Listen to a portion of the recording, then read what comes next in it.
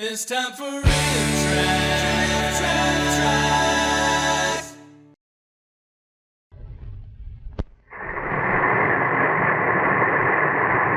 Keep it coming, keep it coming. You're the only airplane in the world so far, so you've got plenty of room to move.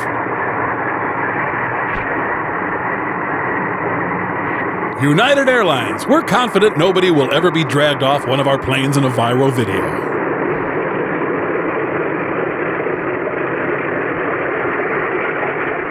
An airplane trip, but not by jet?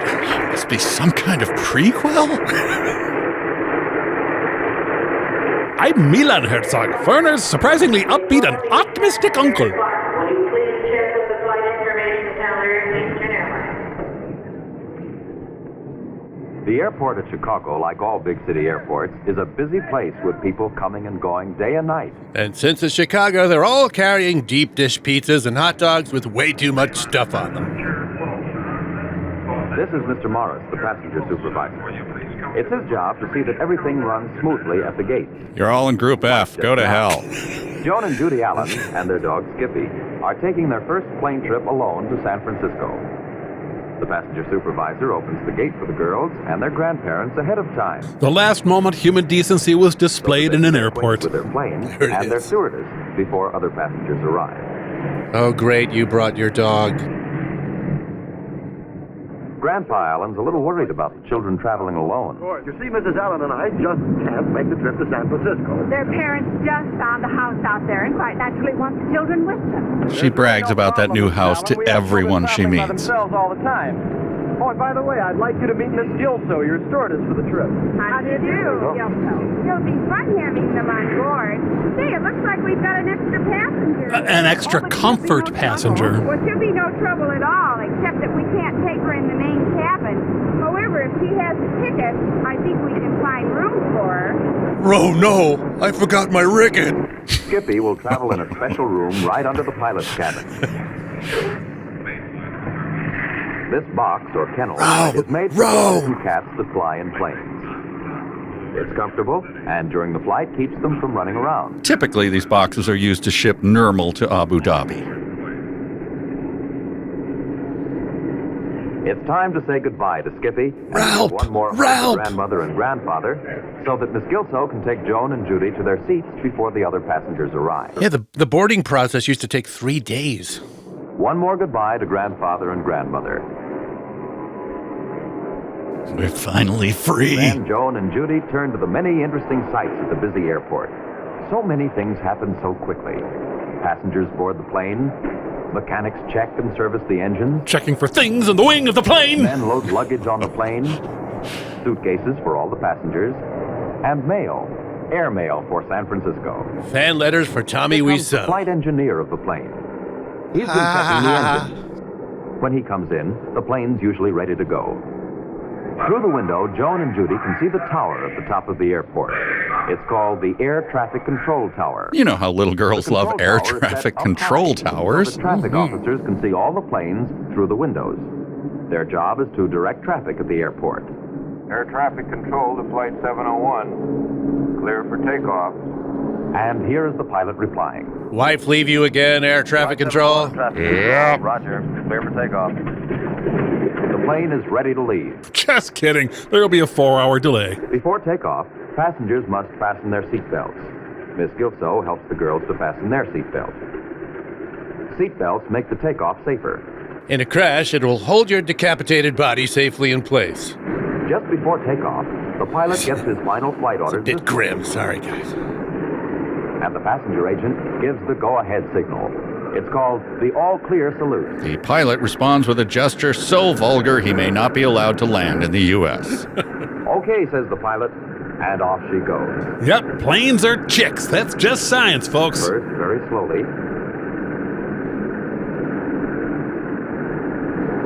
Then picking up speed. The wind rolls over her voluptuous Soon curves. the wheels leave the ground and are pulled back into the body of the plane. The sexy lady body All of the right. plane.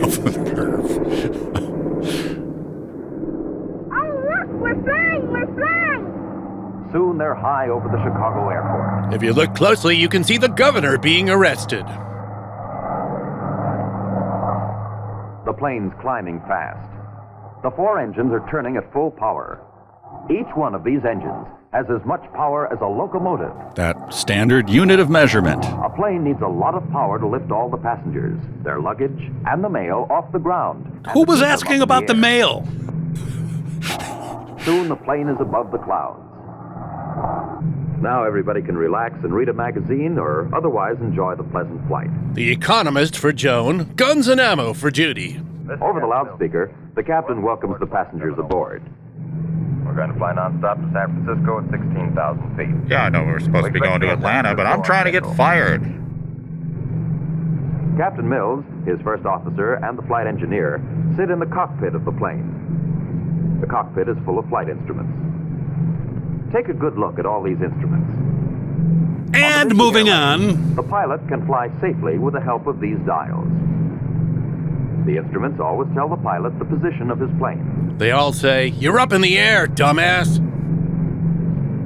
Would you like to have girls? Yes, oh, yes. They had to censor the insanely illegal thing she offered them. And while the plane flies over the green farmlands of the Middle West, Miss Gilso prepares lunches for her passengers. On my last flight, they charged me to look out the window. Here's one for Joan.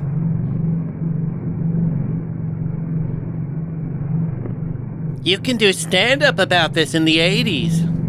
See how everything's neatly arranged on the tray? Meat, vegetables, milk, and dessert. Joan's enjoying her lunch. Oh, it tastes like the time Daddy cooked. While the passengers eat, the plane continues its speedy journey over the Great Plains. Airplane seats are comfortable. You can push the backrest down and curl up in the chair. A reminder that he also described a dog crate as comfortable. Rope! Many passengers like to take afternoon naps, but Joan and Judy have too much to see. Here comes the captain of the plane.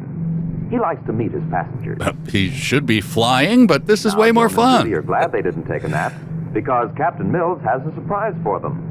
A junior stewardess pin. He immediately forces them to cross-check Joan and an Judy say all thank call. you. Look now, says the captain. We're flying over Denver. There's the Capitol. It has a roof of gold. And there are the Brady girls. All of them have hair of gold. Joan wonders who's flying the plane while the captain chats with them. Don't worry, says the captain. The first officer's flying the plane. Wait, am I the first officer? I thought I was! Message for the passengers. This is First Officer Jennings. I hope you're enjoying your flight. Look to your right. We're about to cross the Continental Divide. Dang, look at all them Yeti. Anyway, lunch is a ham sandwich with carrot A line sticks. of high mountains which separates rivers that flow to the east from those that flow to the west. Miss Gilso thinks that a little walk through the plane will make a pleasant change for Joan and Judy. Oh, great. They can tour the bathroom that was absolutely destroyed by a businessman. Joan finds a map on the table. Please, Miss Gilso, she asks, show us where we are now. Well, if we crashed, our debris field would land We're here. exactly here.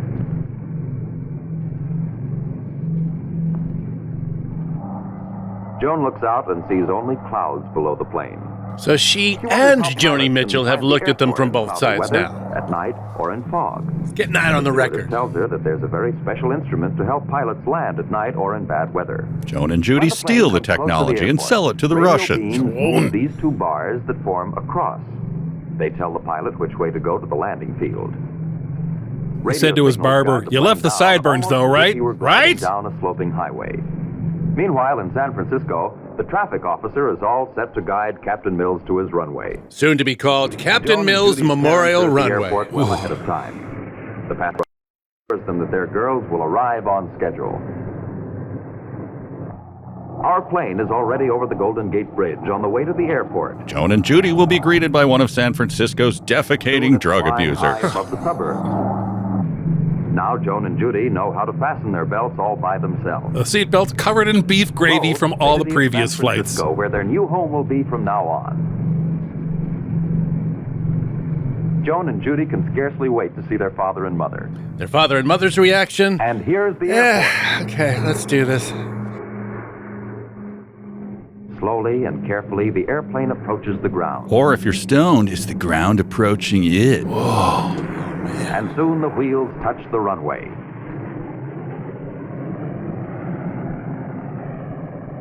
You're the fifth caller. Give me the phrase that pays. A moment later, the door of the plane opens, and out come Joan and Judy running to meet their parents. Whoa, Joan and Judy elbowed aside the obnoxious first-classers. Nice girls. And here comes Miss Gilso with Skippy. Goodbye, Joan and Judy. You were wonderful passengers. Call me if you just want to talk. No. Oh, we're good, no, thanks. Sure. Yeah, no, it was really nice. Now they understand better live in an air age. Calm down, narrator. Pretty sure other eras also had air. Stay tuned for the 4th edition Airplane Trip by Harrier Jump Jet. It's time for real tracks. Copyright by Riff Tracks, all rights reserved.